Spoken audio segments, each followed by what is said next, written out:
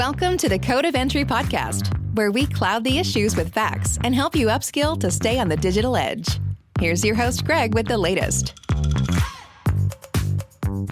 Hey team, Greg here with another Code of Entry podcast. So today I wanted to talk to you about why passwords are dead. Yeah, passwords are dead. Now I'm not saying you shouldn't have a password, but if that's all you're using today, you're not doing the right thing. Take a step back. Last week, at least in time here, so we'll see when this podcast airs, but family and I went to Jamaica. Okay, great. Go to Jamaica, go to the all-inclusive resort, have a good time. We'll prepay for everything so we're not using any money on the island. We'll be great. Okay, then weather happens. We're supposed to get scuba certified. Not going to get scuba certified because too many waves, too much wind, whatever it is. Okay, great. We're going to go on an excursion, plan B. Going to be a great time. Pay through the resort, don't have to worry about that. We get there and we have to fill out a piece of paper for the waiver. Now, it's not just I, Greg, accept risk for this, life, limb, eyesight. Okay, fine. They want your name, your birthday, your address, your zip code, your phone number, email address, basically all your PII. Whatever, I fill it out, not a big deal. We're going to do this thing. Lo and behold, I wake up the next morning and all my American Airlines miles are gone. In fact, I have 150 spam messages, and that might be conservative, in my inbox. My email has been added to all these mailing lists and stuff all over the world. That looks weird. So I keep scrolling down, checking through. Finally, the first email I got is American Airlines. Congratulations. These 2 flights in Africa have been redeemed on your points. Like, what? I go to report it. And of course, it takes umpteen calls and many minutes on hold. I was really surprised how fast American Airlines didn't want to cancel fraudulent tickets. That would have just cost them money. But eventually finally got it worked out. And I came to the conclusion, I'm like, why did this happen? I wasn't at super high risk because my American Airlines account got hacked, but I didn't use that password with any other accounts. Okay, good. I'm doing the right things. I have a complex password. I'm like, how could it have happened? All right, given my email address and my birthday, that shouldn't have been enough to do anything. Security questions, all that kind of stuff. No, none of the information required for that. Take another look and say, okay, probably a brute force attack on passwords. Who knows? Maybe the password that was generated for me had been in a leak or something sometime. Who knows? Let's just get past the math of that. And I was like, so you would have had to brute force. Typically, after a few failed logins, you'll get blocked. Okay, the next TTP is, well, I'm going to rotate IP addresses. Then they rotate IP addresses and allow it to happen again. Get blocked, rotate, keep going, rotate, keep going. And you've got a lot of combinations there to try to figure it out. And it dawned on me, I'm like, wait a minute. Of my accounts, the only one that doesn't do multi-factor authentication is American Airlines. And I was like, this really points to why you need it though. Reasonably responsible person, one password to one account, and somehow whatever happened. And I was like, but that's the risk that you're at. Just using username and password on things.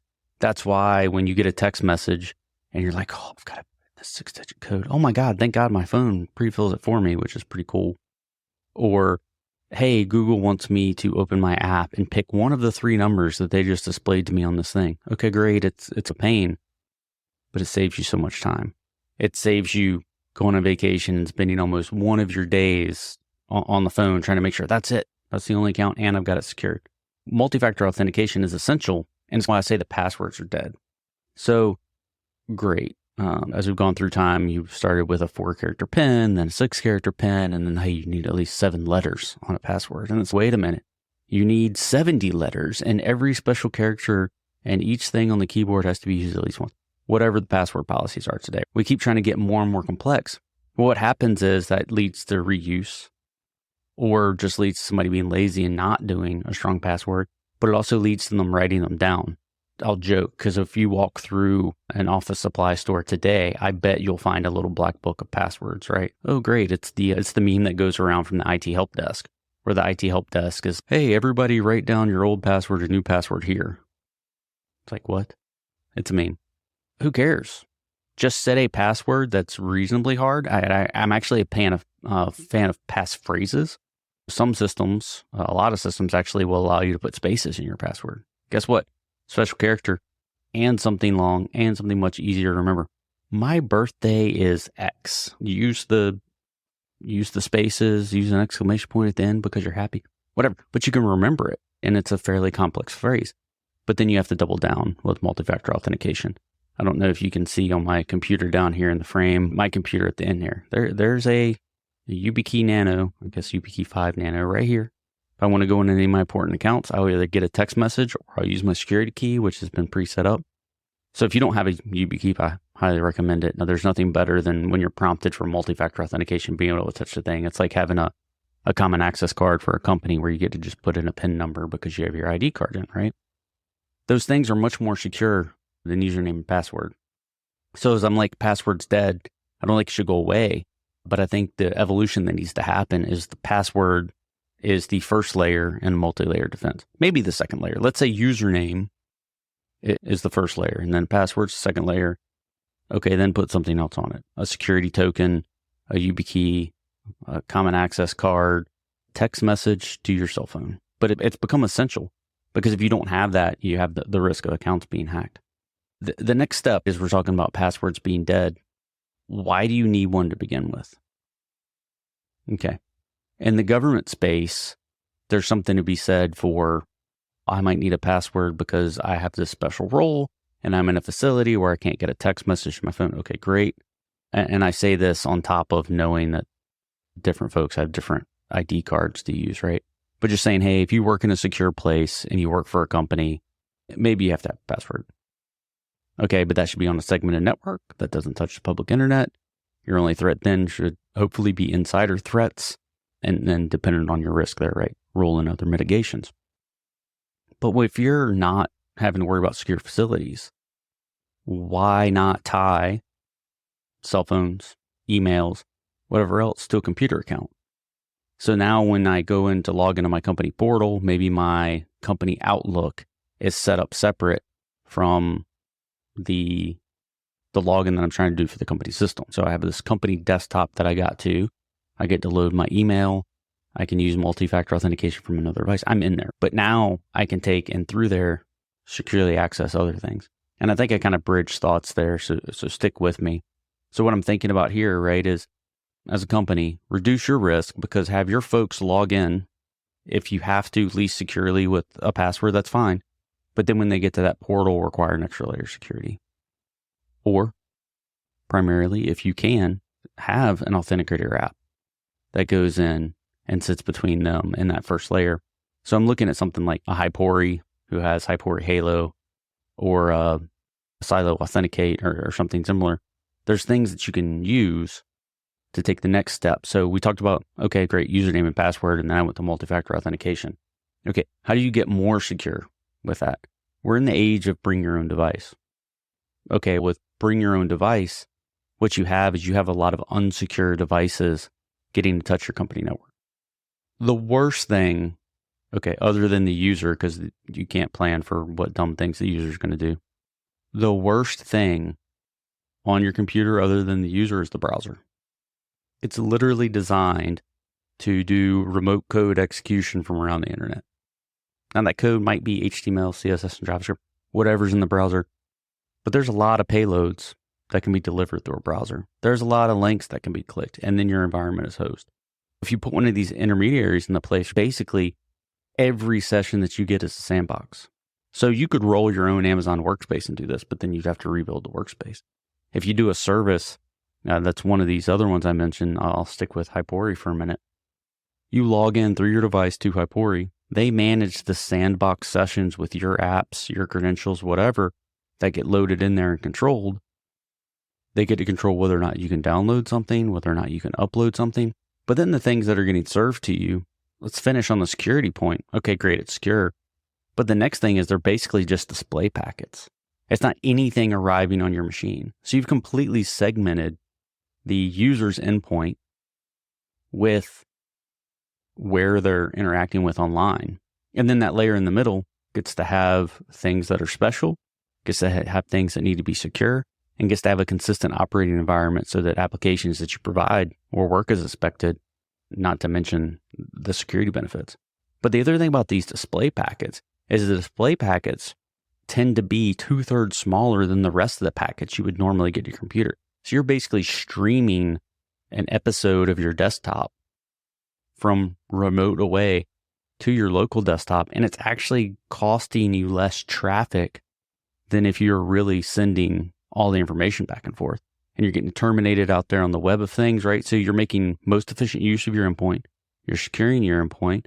You're providing a great user experience in the middle because things will always work like they are. And you're securing the entire enterprise. Follow my train of thought there from, hey, passwords are dead. Hey, passwords are dead. Your accounts will get hacked. It is what it is. If you're going to block IP addresses rotating, you need to block usernames when the usernames have failed attempts. All right, soapbox complete. But then the passwords are dead, you need to be using multi-factor authentication. If you're going to use multi-factor authentication, that gets you to the next level, but how are you going to secure your network from there? From this user train from end to end, on authorized users to authorized user to what might be on my machine, because if I'm bringing my own device, I've now compromised the network because of the environment that I'm providing. Then let's put an intermediary in the middle. Let's not let you interact with proprietary resources. Let's let you interact with this intermediate desktop we're providing and just stream you a picture of what you're doing. And then you can do your work.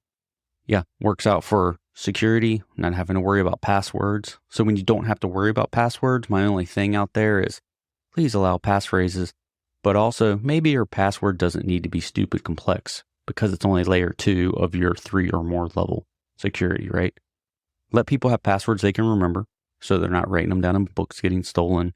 But then just know that's just an intermediate phase for you to pay the money to send them a text message. Okay, not going to go down the rabbit hole of needing to protect how you send them messages that somebody can't spam bomb them to get in their account. But you've got this ability to start with, hey, passwords are dead. Why are passwords dead? How do I get more secure? Why do I care about a password? Okay, multi-factor authentication. Well, multi-factor authentication, what if they do something else on a site that's not protected by my multi-factor authentication? Get something malicious on their machine, connect to the business. Okay, great. Intermediate location to connect to the business. That if you got to implement that third layer of a token or some type of multi-factor authentication, great. If you didn't, at least you can take that one more step. And then, sorry, I'm going down super specific rabbit holes here. The opportunity that you then have on your remote machine is issuing everyone certificates that stay on that machine that get to be like a soft cert for their multi-factor authentication. So there's tons of ways to skin this cat. All of them, though, require doing something other than just having a password. Hopefully, this is helpful to some security folks out there.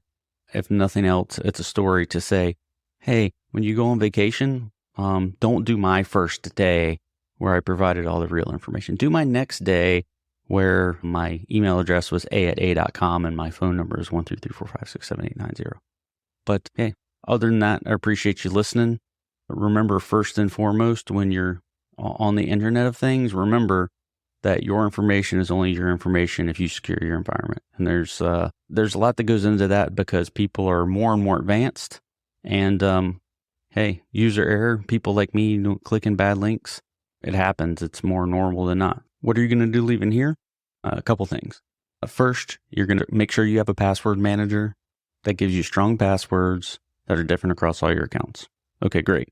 Next, you're going to go look up what a YubiKey is if you don't already have one, and you're going to set it up on your computer. And then next, you're going to switch out all your websites and accounts so that they use multi-factor authentication.